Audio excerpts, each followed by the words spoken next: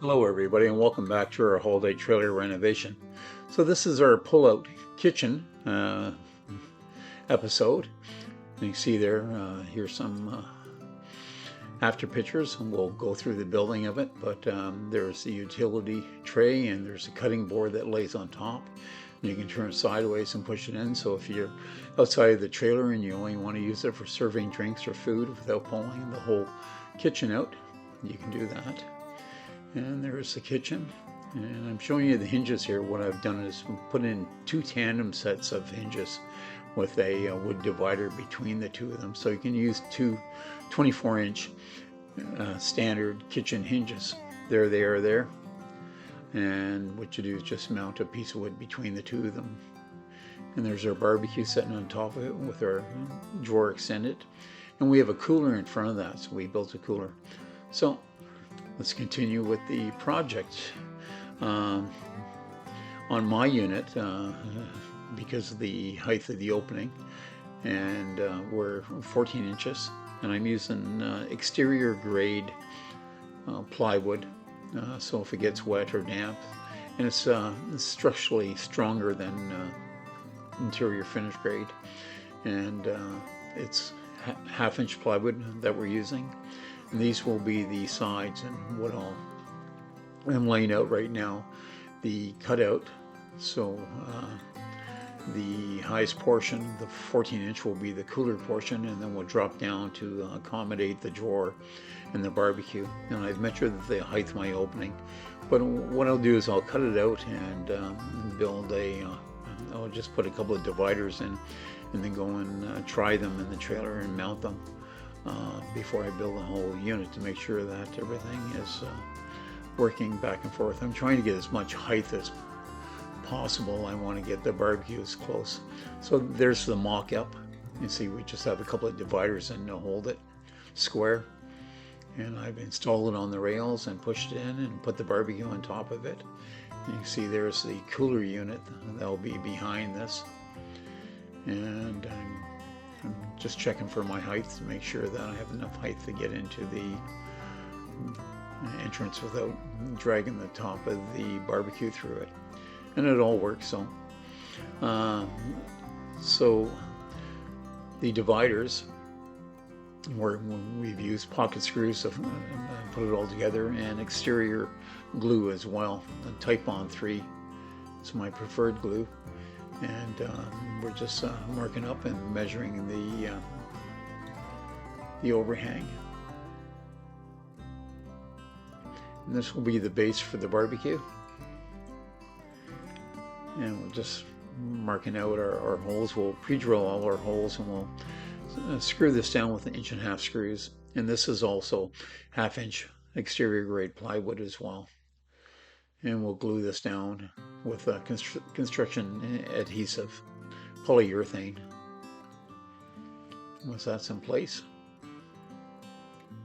just measuring to make sure that it has the overhang, and I can come out 1.5 inches on the sides. That's the clearance that's allowed in the opening, so I'm trying to go to the maximum. And we just flipped it over, and this is the base for the cooler. The same thing, we're just using pocket screws on it, and it's glued and pocket screwed, and we're putting lots of screws in it because when you're pulling it back and forth, there's lots of stress on these units, so I want to make it as secure as possible. So we'll just and this is the inside of our cooler, and you can see that I've put the pocket screws on the inside portion of it, and we've caulked all the corners with silicone. So we've sealed this unit, and it's all glued as well. But I'll caulk it, and then we'll insulate it. And the insulation that we'll use is the insulation that I used in different portions of the trailer on the inside. And it's a shower insulation that we actually use for shower walls. It's 1/2 inch thick, and it's waterproof. But in case any moisture or anything goes through, we'll caulk all the corners. And that's will just stop any water or moisture from getting into the joints and swelling it up. So once we get that all done, and there's our insulated board. This is a 1/2 inch thick, rigid foam, and it's got a waterproof barrier on it. So once this all gets in and the silicone dries, I'll paint all the inside of this with a exterior grade latex paint that is food safe. And the divider that I have up on top there, that's where the plywood will be coming out to. If you enjoy these videos, please buy me a coffee. Everything's appreciated. So I'm showing the inside of the unit. Once we get it in, I put dolly wheels on the back of it to help with the weight of it, and put a top wheel on top. You can see in the back of the box, and with a piece of plywood across that, and that keeps the back of the unit down. I'm just showing you the end of the. And this is our framework. So there's a hatch that goes to the outside, and we have beds that are on top of this. So this will be going right under the beds. So I'm just going to cut some arborate and put some arborate under our barbecue. And our barbecue has legs on it. If it was sitting right on this, I'd go to the tile, but as with holiday trailers, we're trying to keep the weight down. I am using a solvent-based contact glue here. Like I said, I always have to be concerned about the moisture in the water.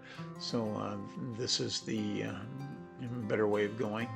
So we'll put glue on both surfaces, and we'll just put down the plastic laminate over top of it.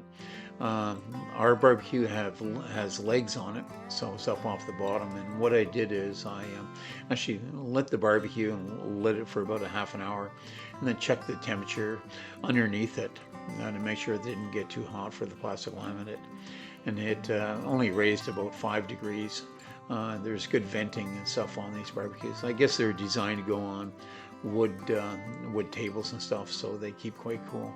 So we're just going to trim that off. What I use is just an edge trimmer, and that will, and then we'll give that a sand once we get it all trimmed back.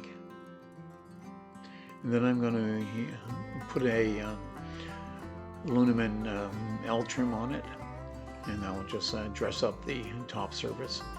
And the router can't get right back to the end, so I'll just score that and snap it off. And there's our trim all pre-cut. And I don't want any screws or anything showing in that, so I'll install it with 2-part epoxy, and that'll make it for a nice clean edge, and there won't be anything projecting in it. Well, I hope you enjoy these videos, and please subscribe. And everything helps the channel and keeps these videos coming to you. There's our end result. And buy me a coffee if you enjoyed watching this episode. Thank you very much. See you on the next episode.